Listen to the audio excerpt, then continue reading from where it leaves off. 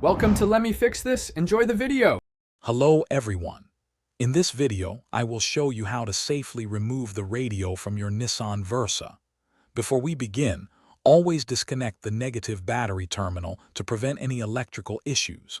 You will need a few basic tools: a flathead screwdriver or a plastic pry tool to carefully remove trim pieces, and a Phillips head screwdriver for the radio mounting screws. Let's get started with the first step. The first step involves carefully removing the dash panels surrounding your radio. Use a flathead screwdriver with tape on the tip, or preferably a plastic pry tool, to gently insert between the bezel and the dashboard. Work your way around the edges, prying gently to release the clips holding the panel in place.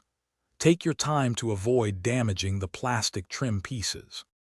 Once the surrounding dash panel is removed, you will gain access to the radio unit itself. You should see 4 Phillips head screws securing the radio in place. Typically, there are 2 on the right side and 2 on the left side.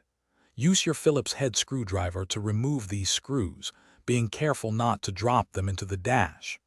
After removing all 4 screws, gently pull the radio unit straight out from its compartment.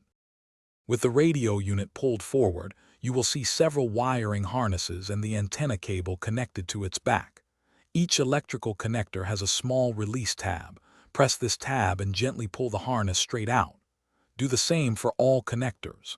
Finally, disconnect the antenna cable, which usually just pulls off. Once all wires are detached, your Nissan Versa radio is completely removed. Remember to reverse these steps for reinstallation. Thanks for watching. If you found this helpful, don't forget to like and subscribe.